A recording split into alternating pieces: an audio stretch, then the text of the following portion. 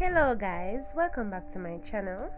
In today's video I'll be showing you how I made this delicious Christmas fruit cake. Alright, so stick around if you are interested. Please remember to like, share, comment and subscribe to my channel for more videos.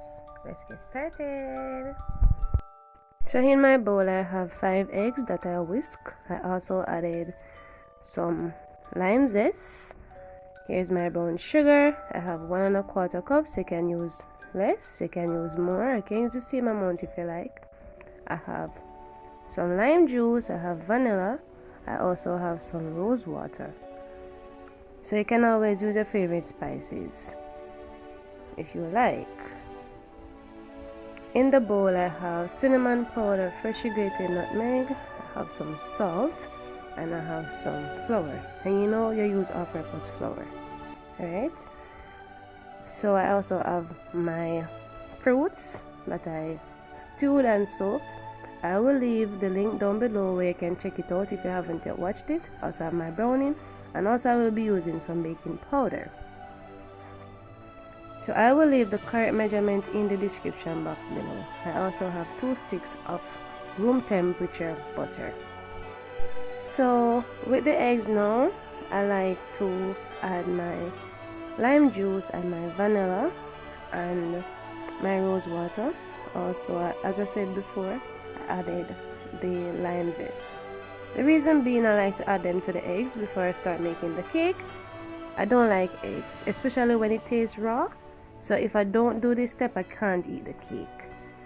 So if the eggy taste don't bother you, then you don't have to add the spices and the lime zest and juice into the eggs like I'm doing. So it's optional. Alright, so I'm going to start creaming my butter. So I'm just gonna cream the butter for about a minute before I add the sugar. Okay, so that's what I'm doing now. So I like to use dark brown sugar for this recipe, but if you like, you can always use a granulated sugar. It's just that it's not going to have a nice brown, the color going to be paler when you cream the sugar and the butter. But for me, when I add the dark brown sugar to my cake, it has a nicer taste, alright? But the brown sugar is optional. If you don't want to use it, you can always use your granulated sugar, or you can use a mixture of both. While you're creaming your butter and sugar, you're going to stop and you're going to scrape the sides of the bowl so that all the sugar and the butter will be creamed properly. I am going to cream the butter and sugar until it becomes light in color and it's fluffy.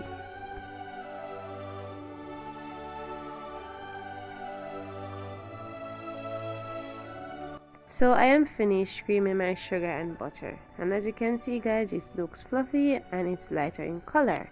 So I'm going to start adding my eggs, but I'm going to add it in about 3 or 4 times. Alright, so you're going to notice that when you start beating the eggs, it starts to become curdle.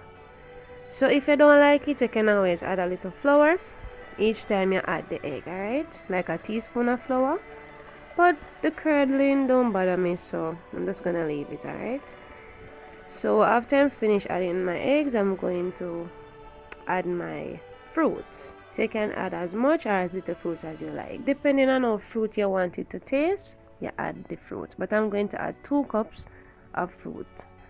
Alright, fruit mixture. So after I add it, I'm going to add my browning, and I'm also going to add some molasses. For me, the molasses give it a nice taste, so the molasses is optional, but if you want to add it, you can. Alright, so I'm going to add the browning to my preference. So if you like a darker cake, you add more browning.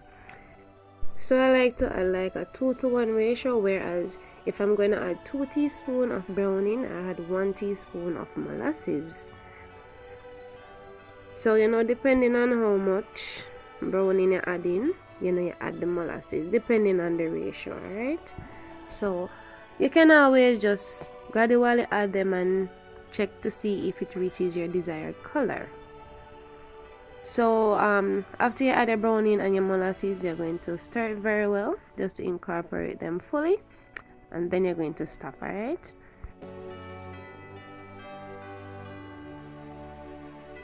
So now I'm going to combine my dry ingredients together. So you don't want it to, some parts have the salt, some parts have the cinnamon powder. So we want all of it to be fully incorporated, alright? So just mix it very well, and remember to use baking powder and not baking soda if you're going to have a hard cake, alright? So now I'm going to gradually add my dry ingredients into the wet ingredients, alright? So I'm just going to gently fold in the mixture. Because you have to gently mix it so you don't have a dense cake, alright? The more you mix the cake, your cake going to crack, alright? And we don't want a cracked cake. We want a nice, soft and moist cake, alright? So you just gently mix it. I forgot to mention that I sifted my flour off camera.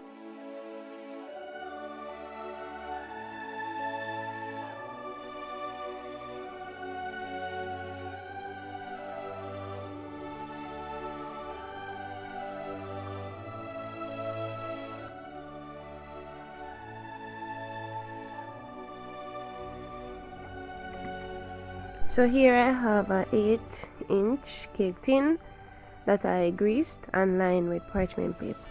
So guys, I'm not perfect with lining my cake tin with parchment paper, but I'm getting there, right? So please don't judge me. So I'm just gonna pour my mixture into the cake tin, alright? So this is my desired color, but if you want yours to be darker, as I said, add more browning, alright? Or if you want to use the molasses, add more molasses as well. So I'm going to bake my cake slowly, right? And I'm also going to place a water bath, some hot water in a baking dish or any other container that is oven safe, and let it bake, alright? So mine going to bake for about 2 hours since I'm going to bake it slowly. So when I finish, you just tap it and then you place it in your oven. So you're going to place your cake in the middle rack of the oven, and you're going to place your water bath underneath it. So at this point my cake is fully baked, cooled, and I remove it from the baking tin. So I'm just going to spray some rum and wine, a red label wine I should say, that I added in a spray bottle. So I'm just gonna wet the cake now with it, and then later on or tomorrow I'll spray it again, because I love my cake with a lot of alcohol. So guys, I must say that my family members, they were so excited to taste the cake, so they cut a slice off camera. So I'm gonna cut one now and let you see how moist it is, alright? So remember to subscribe, share the video guys, and give me a thumbs up if you enjoyed this video. Also stick around for more interesting, tasty and delicious recipes, alright?